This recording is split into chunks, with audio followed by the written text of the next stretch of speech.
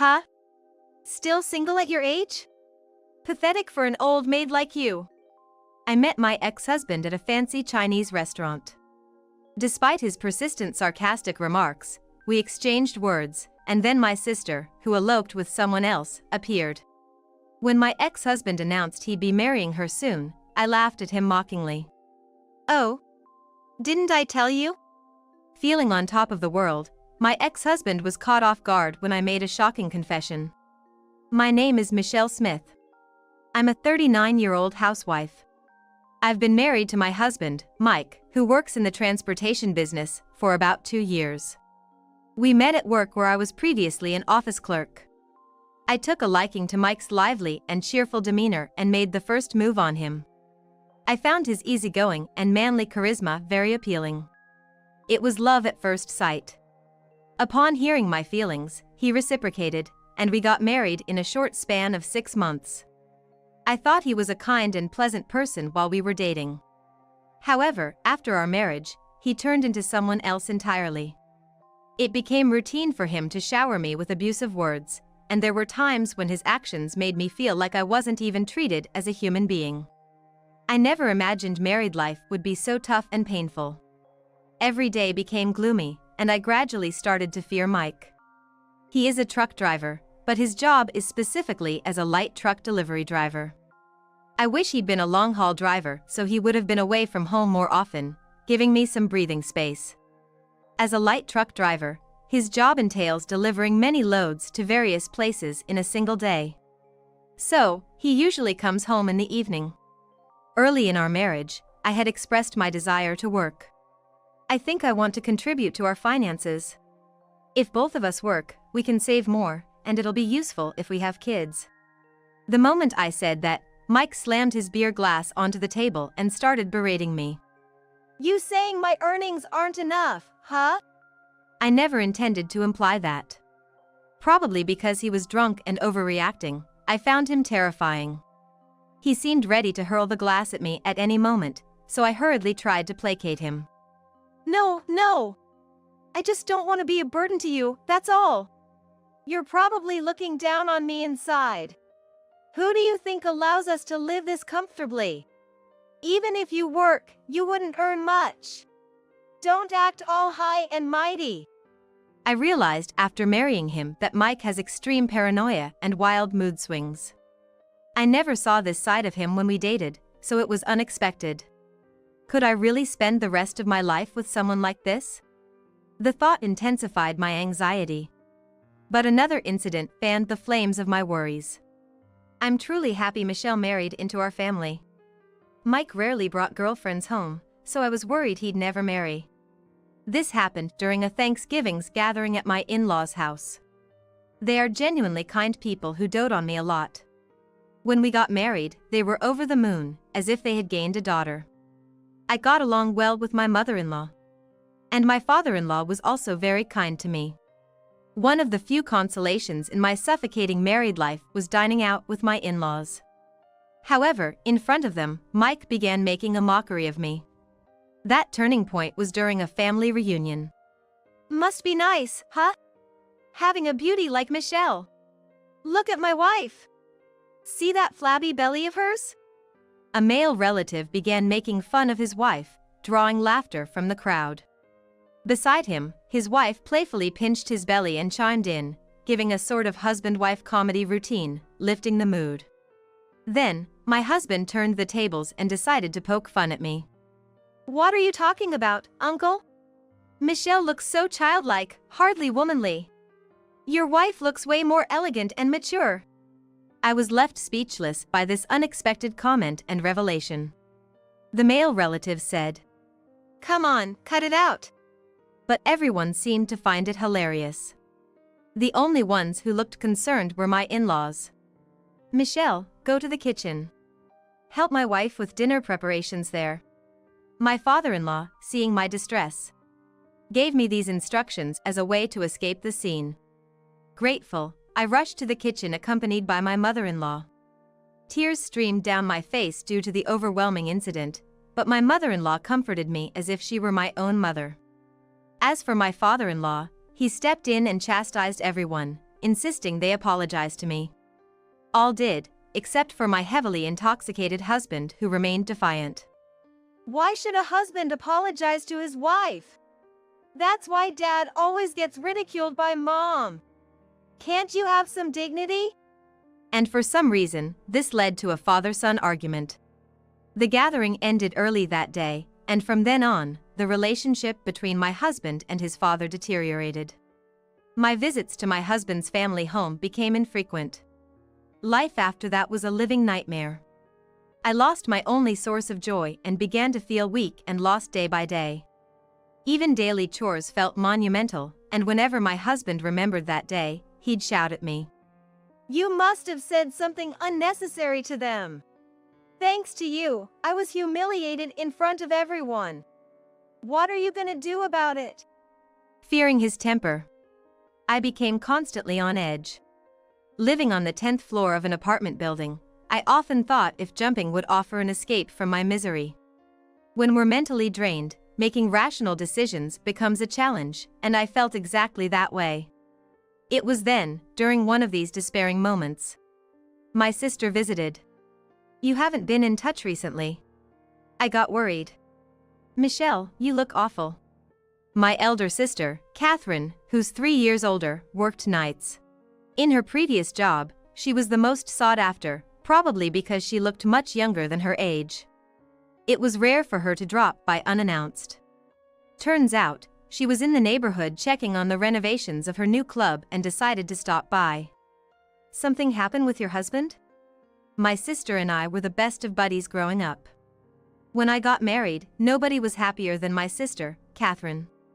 She cried tears of joy and celebrated with me like no other. I just want to disappear. Whoa, what happened? Seeing the distraught look on Catherine's face, tears welled up in my eyes as I conveyed the painful situation I was in. Every day, it felt like I was being emotionally abused by my husband.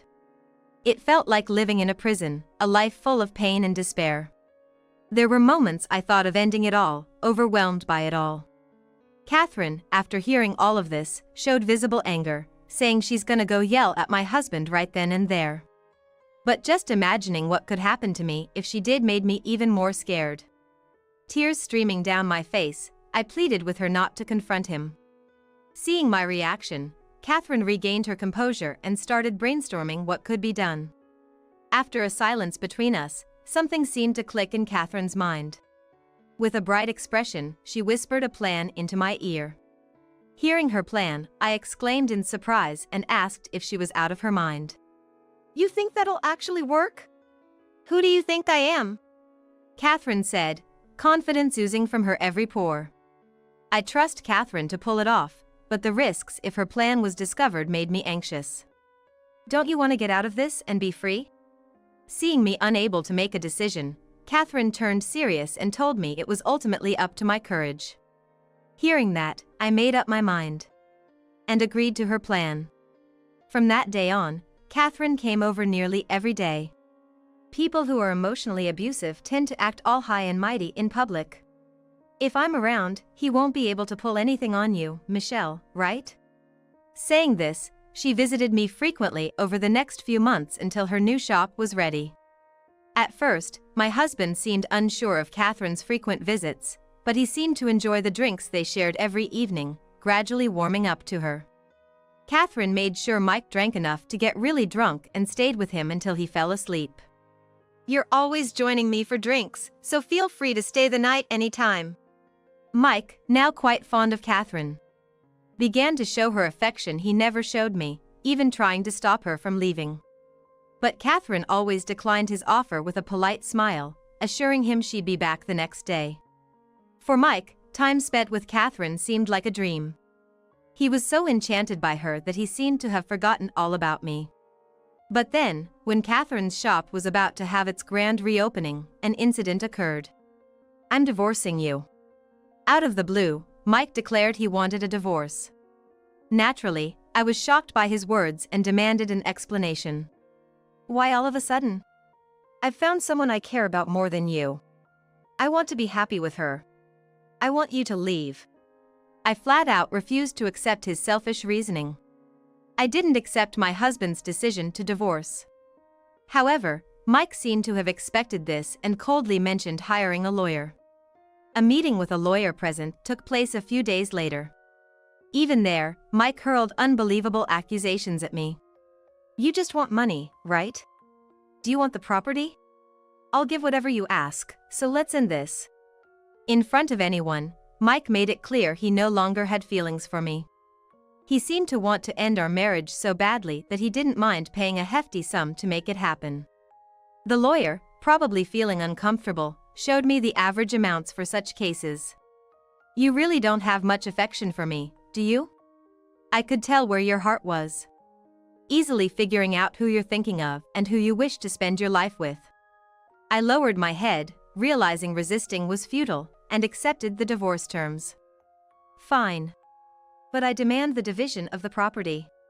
He probably thinks he can just earn it back. Mike, oblivious and elated at the thought of a smooth divorce. Yet, watching him, I let out a mysterious smirk. And without him catching on, the divorce proceedings went underway.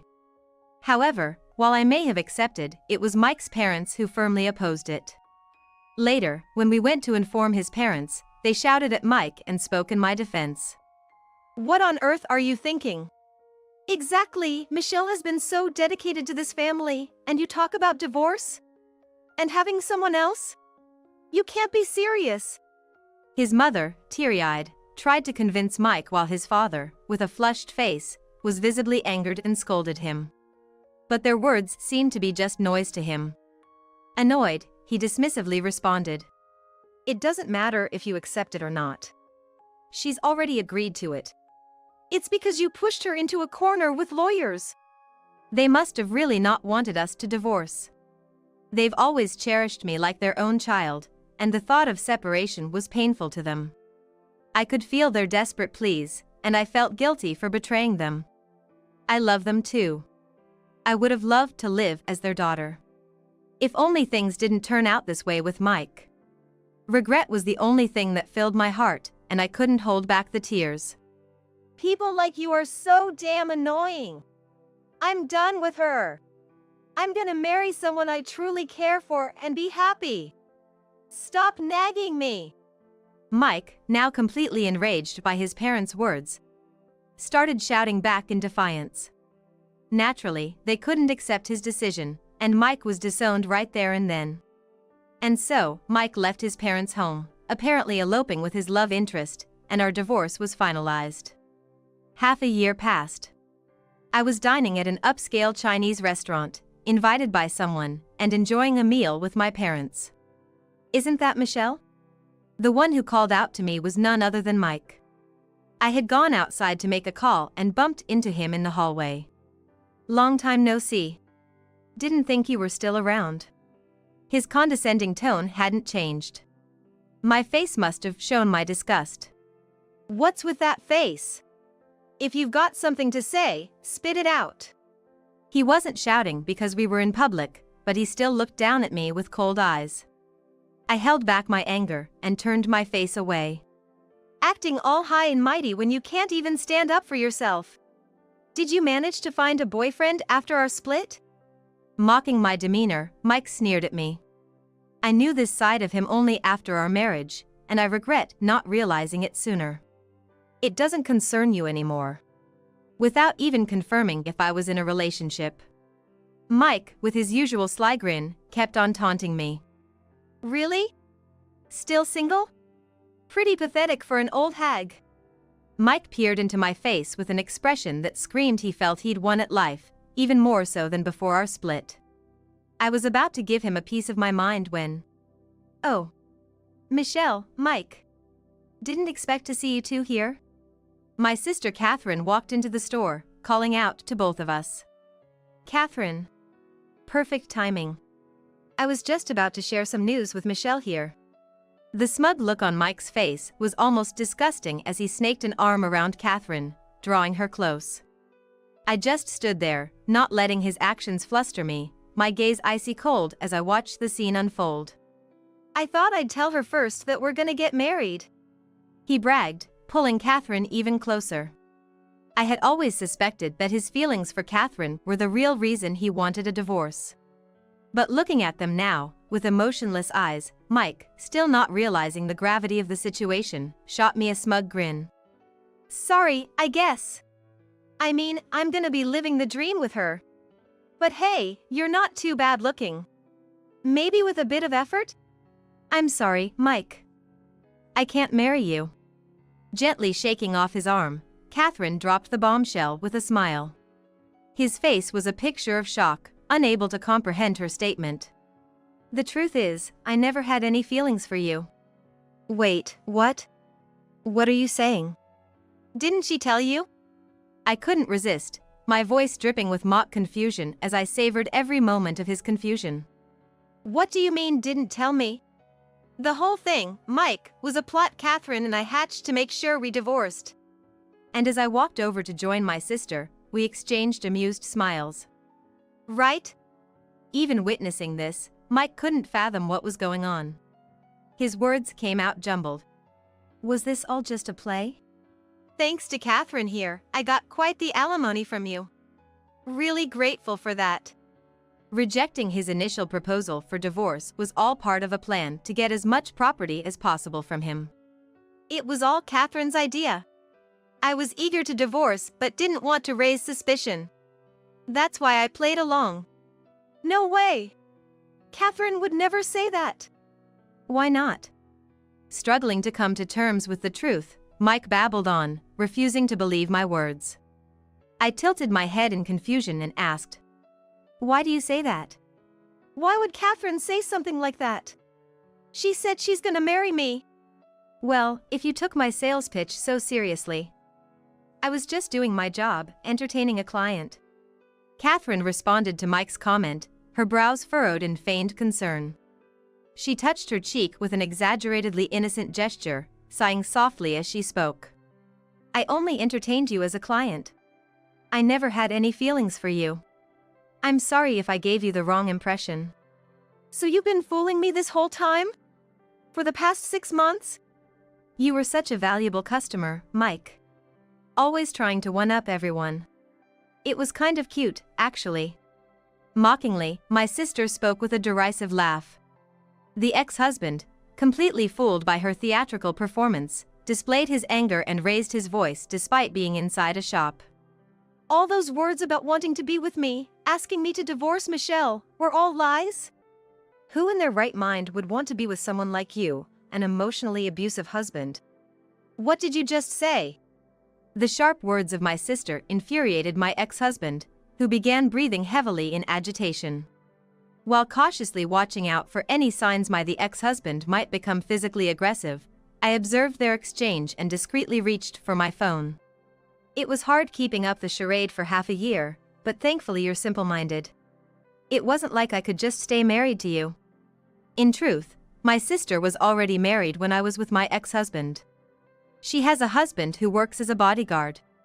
To ensnare my ex-husband, my sister persuaded him by saying she was also going to get a divorce. From the perspective of my ex, who had never been popular in his life, the fact that someone was chasing after him so much was a delightful feeling. At the same time, he reveled in the superiority of being able to take someone away from another. Essentially, he fell right into my sister's trap. So, about you taking time to get that divorce. That was obviously a lie. As you can see, my marriage is perfectly fine. At that moment, a man emerged from behind, walking towards us with a smile. Pleasure to meet you. Seems like my wife has been causing you some trouble. You can't be serious. This is my husband. I invited him today to introduce him to you. My sister, with her radiant smile, made a point to show off by linking arms with my brother-in-law, exuding happiness. My ex-husband looked dumbfounded. His face a mix of anger and sadness. It's a shame, isn't it? Wasting half a year only to end up being thrown out of your own home. It's so pitiful, I can't even bear to look. As my ex-husband seemed dazed from the shock, he tried to lash out at me, reaching to grab my collar.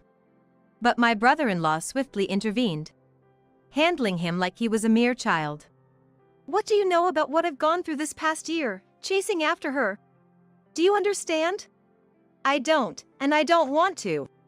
You play with people's lives and then act all high and mighty. Do you understand how much pain you've caused me? Facing my ex-husband's aggressive stance, my voice broke with anger and tears as I finally let out all the frustrations I'd bottled up. The way you ridiculed me in front of our family. Your attitude towards your in-laws. All your actions during our marriage. I will never forgive you. You're going to get a taste of hell. I then turned around and called out, "Please, come out." Emerging from the room behind me were not just my ex-husband's parents, but also my own parents and even my husband's relatives. Now everyone can see your true colors and just how pathetic you truly are. Ignoring my ex's questioning gaze, I played a voice recording I had received from my sister. It had him speaking to her in a disgustingly sweet manner. "Are you really going to break up with Michelle?" Of course, I don't need someone useless who can only do house chores. I prefer someone mature and attractive like you, Catherine. His sleazy voice was so palpable that it made my skin crawl. Even though it was nauseating to hear, I did not stop the playback. In front of the entire family, my ex-husband was being made an example of. "Don't you love Michelle?" Of course not. She's nothing more than a maid to me. I only married her because she would be a notch in my belt, no emotional connection there. Everyone was visibly repulsed by his comments. He started to create a scene, demanding the recording be turned off, but my burly brother-in-law wasn't having it. He restrained him effortlessly, ensuring he couldn't interfere. She's so obedient. Just a little threat, and she'll do anything. She's more like a servant, someone I can throw away anytime. I have no attachments to her. Having heard the evidence of the emotional abuse he directed at me, his in-laws were furious. Everyone present unanimously criticized him. You're a disgrace to this family. How could you say such things about your dear wife? You're pathetic, even for a man. I'm embarrassed to even call you family. As everyone looked at him with contempt, I spoke coldly. Nobody's on your side anymore. Stay away from her family. I never want to see your face again. Having masterfully executed this public reprimand, I stopped the voice recorder and asked my brother-in-law to throw him out. My ex tried to retaliate, but to no avail. He was forcibly ejected from the premises. After that, the store was locked up, but my husband made a scene out front demanding it be opened. Eventually, he was reported and taken to the police station. My sister and I, having exposed my husband's wrongdoings, gave each other a high five and shared our joy of having achieved our revenge. It felt like a celebration as we ordered food at the restaurant, and everyone showed sympathy for the hardships I had endured. Reserving the whole place was the right call. Everyone could relax and enjoy without feeling restrained, said my sister, Catherine, who had arranged it. I expressed my gratitude to Catherine, who had helped me through everything, and I savored a meal with her for the first time in a while.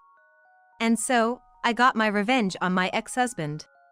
After that, it seemed like he was almost stalking Catherine, got reported to the police again, and apparently, my brother-in-law, Mike, gave him a taste of his own medicine. After that, Mike was too scared to show his face around my brother-in-law. 13 years have passed since, and now I'm handling the accounting at Catherine's store.